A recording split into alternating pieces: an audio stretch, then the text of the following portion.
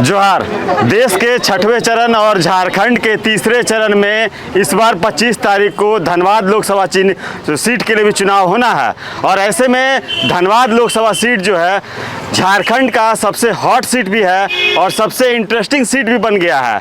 इस बार धनबाद लोकसभा सीट से धनबाद के लोगों को तीनों जेंडर के प्रत्याशी मिले हैं। एक तरफ राष्ट्रीय पार्टी बीजेपी ने ढुल्लू महतो को उम्मीदवार बनाया है, वहीं कांग्रेस गठबंधन की इंडिया गठबंधन ने यहां से कांग्रेस के अनुपमा सिंह को टिकट दिया है।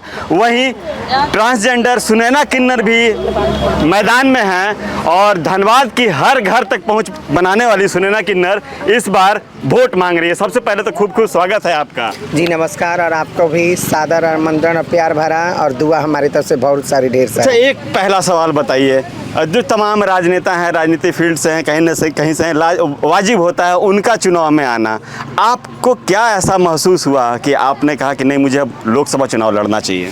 देखिए, सबसे पहली बात तो यहाँ पानी की बहुत जटिल समस्या है।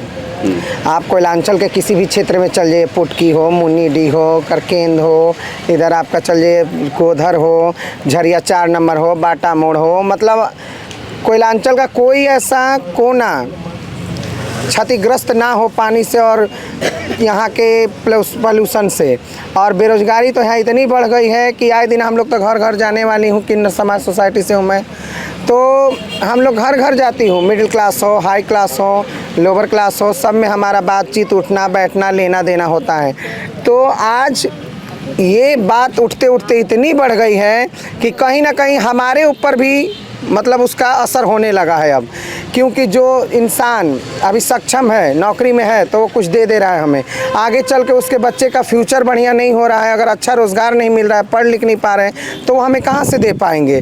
तो कहीं ना कहीं हमें भी आघात पहुँची है इस बातों से और ये राजनीति क्षेत्रों से। तो सबका समस्या को सुनते सुनते हम लोग को मैं ऐसा, मेरे अंदर खास करके थर्ड जेंडर जो सोसाइटी कमेटी से मैं आती हूँ, मेरे अंदर ऐसा लगा, अंतरात्मा को मेरे झचकोरा इस बातों ने कि आखिर हमारे राजनेताएं जो हैं पूजनीय आदरणीय, वो आते हैं 5 साल के अंदर अपना अपना हाथ हिलाया, अपना अपना गुड विशेस दिया और बातों का वार्तालाप का ऐसा भूमंडल चलाया कि सब हम जनता भोली भाली हमारी आवाम फंस जाती है उनकी बातों में, उनके झूठे वादे, झूठे इरादे। ऐसा कब तक? तो इस बार मैं इसलिए इलेक्शन में आई हूँ और लड़ रही हूँ मैं लोकसभा चुनाव का इलेक्शन कि मेरे जितने भी कोयलांचल के जजमान हैं, मेरे भाई भतीजे हैं, मेरी माँ बाप हैं, उन कहीं ना कहीं ग्रसित हो चुके हैं यहाँ के राजनेताओं से, आतंकित हो चुका है, उनका मन भयभीत हो उठा है कि अब क्या होगा। अब तो हमारा कुछ दिन में हम रिटायर हो जाएंगे। जो रिटायर पर्सन है वो सोचते हैं कि अब हमारा आगे का फ्यूचर क्या होगा, हमारे बच्चे अब क्या करेंगे। तो ये सब समस्याओं को और कितनी भी सरकारी केंद्र सरकार की जो समस्याएं हैं, केंद्र सरकार की जो योजनाएं हैं, वो हमारे मध्यम वर्ग के लोगों तक और लोअर तक कहीं ना कहीं बिल्कुल ही नहीं पहुंचती। उन्हें तो ये भी नहीं मालूम है कौन कौन सी योजनाएं हैं, किस किस योजना से क्या लाभ हमें मिलने वाला है, ये उनको तो पता ही नहीं है। और ना ही यहाँ के एमएलए सांसद उन्हें बताते हैं और ना कभी जताया कि हाँ हमारे कोटे में इतना आता है, इस चीज़ के लिए आता है, रोड के लिए आता है, जल के लिए आता है और प्रोडक्शन के लिए आता है, और मतलब कोई चीज़ का उन्होंने प्रांगित नहीं किया। और मैं तो खास करके बीजेपी सरकार को कहूँगी, क्योंकि केंद्र में भी वही है, तो वो जितने भी योजनाएं लागू करते हैं, आखिर हमारे सांसद कोयलांचल के या एमएलए, एमपी, मुखिया क्यों नहीं उस पर अमल करते, क्यों नहीं हमारे आम जनता तक वो सुविधाएं पहुंचती हैं, उन तक अवेलेबल क्यों नहीं करवाते। धमातल तक की बातें धरातल पे क्यों नहीं उतरती आखिर कोयलांचल में। तो यही सब कारण रहा कि आप चुनाव में उतरी हैं। जी जी जी। आपका इंटरनेट पे काफ़ी ज़्यादा वीडियो वायरल है, बहुत सारे ऐसा शॉर्ट्स है जो वायरल है, तो दिमाग में आता है कि निश्चित पढ़ी लिखी औरत होंगी आप, कितना पढ़ाई की अगर दर्शकों को बता पाएँ तो? मैं ग्रेजुएशन की रखी हूँ पीके रॉय से, और राज +2 से, झरिया राज +2 से, हाई स्कूल से मैंने ISC किया है, और BSc की मेरी पढ़ाई पीके रॉय मेमोरियल कॉलेज से हुई है। और मैं अपने दौरान जीवन के बहुत सारी झेलनाएँ झेली हूँ, जो मैं नहीं चाहती कि थर्ड जेंडर सोसाइटी को भी वो झेलना पड़े या आम जनता को भी वो चीज़ झेलना पड़े। अगर हमें झेलने के लिए ही पैदा हुए हैं, और भी कंट्री में देखिए और राज्यों में देखिए ना, वहाँ कितनी अच्छी सड़क की सुविधाएं हैं, अच्छी शिक्षा है, अच्छा रोज़गार है, वहाँ भय मुक्त है वो राज्य, और फिर हमारा कोयलांचल इतना भय विहीन क्यों है? तो इन्हीं सब कहीं ना कहीं बातों को ले करके और मेरे मन से आंतरिक दृष्टि मेरी कह रही थी कि नहीं, अब अत हो गया, अब कुछ अलग करना है। तो जहाँ तक कि मैं थर्ड जनरल कमेटी सोसाइटी से आती थी, हम लोग का तो जीवन यापन कैसे भी मांग खा करके और दुआ इंटरनेट दे पे के। वीडियो वायरल है आपका कि मेरा आगे पीछे कुछ नहीं है। जी, ये मैं सत्य वचन बोल के गई हूँ और हमारा जजमान भी जानता है कि इनसे हम हैं, हमसे ये नहीं है। और रह गया बात कि आज मुझे इतना क्वालिफिकेशन में करी और अच्छा से जीती खाती हूँ, अच्छी पहनती हूँ, तो सब इन्हीं के बदौलत, चाहे वो लेबर कास्ट के हों, चाहे मिडिल क्लास के हों, चाहे हाई सोसाइटी के हों। वो अगर 2 रुपये देते हैं मुझे तो हम अपना जीवन यापन करते हैं। और मैं कुछ हट के इसलिए करना चाह रही हूँ कि ये कब तक चलेगा। अगर ये आगे रोजी रोजगार नहीं होगा, इनका पढ़ेंगे नहीं, शिक्षित नहीं बनेंगे, तो फिर कैसे हमारा भरण पोषण होगा। वो खुद बेहाल रहेंगे तो हमें, बदहाल रहेंगे तो हमें खुशहाल कैसे रखेंगे, कैसे अपने खुशियों में हमें शामिल करेंगे। अच्छा, क्या सोची अगर जीत जाती हैं तो क्या कुछ करेंगे धनबाद के लिए? मैं अगर जीतती हूँ तो यहाँ जितना युवा वर्ग है बेरोजगार, जो आए दिन कोयला चमारी चोरी में, लोहा चोरी चमारी में, वो बेरोजगार हैं, उनके पास कोई अब खाने के लिए चीज़ नहीं बचा। तो जानते हैं कि अगर इंसान के पास अगर कुछ ना बचे तो गलत छोड़कर सही कभी नहीं करता। तो आए दिन जो ये होते रहती है, इसको बंद करना, अच्छी शिक्षा, अच्छा रोज़गार और महिलाओं के लिए खास करके सुरक्षा और जल का समाधान। अच्छा, बेटर लक के लिए जो है लोग आपका आशीर्वाद लेते हैं, आप जेंडर का आशीर्वाद लेते हैं और इस बार आपको 25 तारीख को 25 नंबर का लक भी मिला है, तो ऐसे में क्या कहेंगे? देखिए, ये तो ऊपर वाले की लक है और कहीं ना कहीं वो हमें अगर कहीं ना कहीं बिगाड़ते हैं तो हमारी दुआओं में ऐसी असर उन्होंने दे रखी है ताकि हमारा वजूद आज भी कायम है।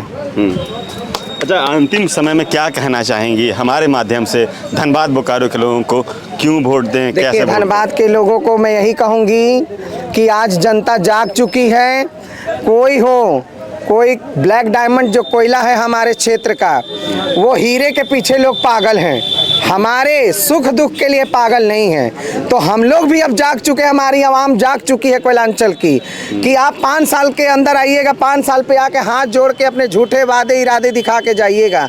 और 5 साल तक प्रलोभन भी दे देते हैं बच्चों को, जो अभी युवा शक्ति है उसी में कितना को देते हैं, अरे तुम 10,000 ले जाओ, तुम 50,000 ले जाओ, तुम दारू पियो, मुर्गा खाओ, ऐसा लालच वर्ष परामर्श दे देते हैं, उन्हें आकर्षित कर लेते हैं अपने बातों से, अपने पैसों से, कि युवा शक्ति थोड़ी नौजवान भटक जाती है। लेकिन इस बार युवा शक्ति भी जाग गई है।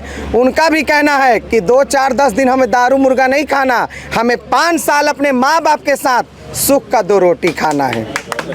और देखिए, ये सुनैना किन्नर जी हैं और समर्थन भी इन्हें पुरजोर मिल रहा है। धनबाद के एरिया में जो है जनसंपर्क चला रही हैं। कांग्रेस के भी हाँ। धनबाद के जिला अध्यक्ष आए हुए हैं, अनिल सिंह भैया जी, जो पहले कांग्रेस पार्टी में महासचिव थे कांग्रेस के अंदर, और वो हमारे को समर्थन भी दिए हैं। और वो बोकारो से चल करके सिर्फ हमारे लिए, जैसे भीष्म पितामह के टाइम में भगवान कृष्ण को अंकित किया गया था श्रीखंडी के लिए, वैसे हमारे लिए भगवान कृष्ण बन के आए हैं हमारे अनिल भैया।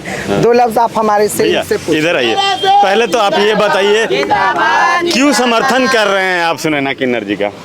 देखिए, आज मैं आप लोगों के सामने इतनी जनता के बीच में एक बड़ी बात बताने जा रहा हूँ। शायद ये समाज भी नहीं जानता होगा कि क्यों किन्नर समाज बना और कैसे बना। तो आज मैं वो आपको बताने जानता हूँ। आप लोगों को मतलब मालूम है किन्नर समाज कैसे बना और क्यों बना? तो आज सबसे पहले भगवान शिव अर्धनरेश्वर का रूप लिए थे अपनी जान बचाने के लिए भस्मासुर से। दूसरी बार जब भगवान श्री कृष्ण जन्म लिए गोकुल में, तो भोलेनाथ ने नारी का रूप लेकर के उनका दर्शन करने के लिए, एक शायद गायिका ने बहुत अच्छी गाना गाई है कि एक दिन भोले भंडारी बन के ब्रिज नारी गोकुल में आ गए हैं। और वहीं से इस समाज का उत्पत्ति हुआ। ताकि किस लिए उत्पत्ति हुआ ये समझिए। लोग ये समझता है कि ये छूत है, अछूत है, थर्ड जनरेशन है। अरे बेवकूफ हो, समझो कि जो जिंदगी भर रो करके तुम्हारे घर में खुशियां बांटने के लिए, तुम्हारे चेहरे पे तुम्हारे बच्चों को दुआओं देने के लिए आती है, वो भगवान शिव का रूप है, वो भगवान शिव का रूप है।